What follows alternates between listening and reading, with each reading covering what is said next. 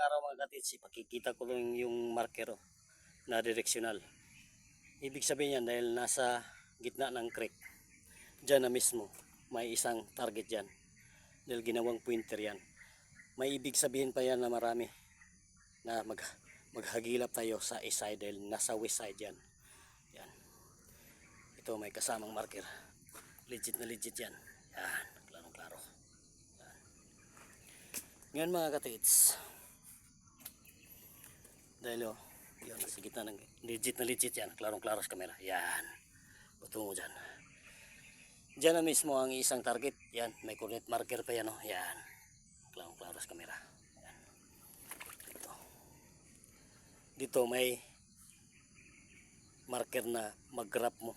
Yun. Kasya yung limang daliri. Yan. Klarong klaro sa camera. Yan. Oh.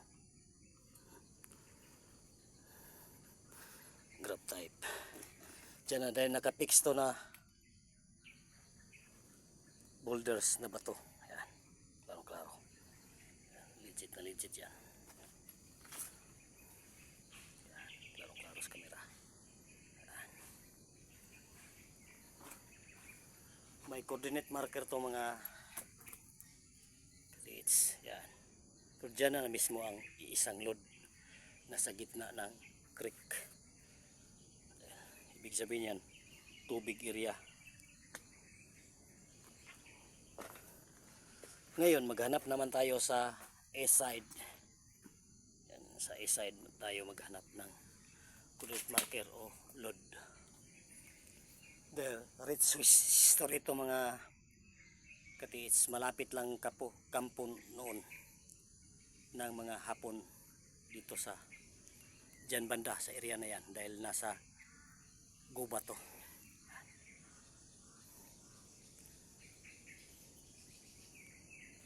Ngayon, doon tayo may coordinate marker sa east side. Yan. Isang bato na hugis pagong yan na pinutol. Yan, hinati ang kanyang ulo. Hindi na travel yan mga katitsa dahil yan, pinutol ang kanyang ulo. Yan. Diyan mismo may target underneath dyan mismo sa marker na yan.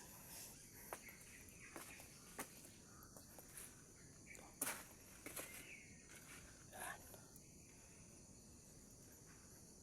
Dito naman may coordinate marker. Yan, na direksyonal. Yan. Diyan na mismo. Pag ganitong setup mga katits, yan na. Malaking load to, big load to. Big load to mga bodies. Mahirap to tarabuin dahil nasa gilid ng creek. Yan. Ang isang load dyan banda. Yan. Dyan banda ang isang load. Ngayon, doon nakalain to. Dyan banda sa east side may ikapangat tatlong load. Maghanap tayo ng coordinate marker. Ang area na to rich history. Dito naman yan, dyan ang isa. Dito yan o, may kukuro marker, heart marker yan. Yan, nakaukit. Klarong klaro sa camera. Yan. May dots pa yan. Dito ang opening sa area na to. Dyan mismo. Sa area na to. Dito mismo. Dahil ito na marker ay yan. Tamagong marker yan. Ibig sabihin yan may kib sa ilalim o sintering. Kib ang ibig sabihin yan. Tamagong marker o sintering, center shaft. Dito mismo ang opening. Yan. Ito. Yan o. May kukuro marker pa. Dahil dinaanan ng tubig. Lumitaw lang to. Dito to mismo. Ngayon mga katis, bakit hindi natin masasabi na nature to? Dahil yan o. Mayroong nakaukit to. Na kukuro marker o. Yan o. klarong klaro sa camera. Kukuro marker yan, heart marker na may dot sa gitna. Ito naman, dito yun o, klarong klaro. May dot naman. O, yun. May isang dots. Katulad nito. Yan. Dito mismo ang digging spot. Dito mismo. Yan. Dahil ito hidden marker to mga katitsa. Nakatago ng marker. Ang elevated ng lupa. Tingnan nyo. O yan. Nasa 3 feet na. Lumitaw lang to. Dahil nasa gitna ng sa gilid ng creek. Yan. Klaro-klaro. Yan. May confirmation marker. Yan. Naka-okay talaga. Diyan naman banda. Sa south. Tingnan natin mabuti mga katiits. Yan. Klarong-klaro. Hugis pagong yan. Yan. Hugis pagong. Yan. Na may mga dots. Yan. Klarong-klaro. Dito yan naka north. Dito. Ito naman. Yan. Parang deform na box. Yan. Deform na box yan. O kusi marker. Dito na mismo ang opening sa area na to. Dito. Diyan. West side yan. Dito naka east side. Diyan banda sa may pagong na yan. Yan.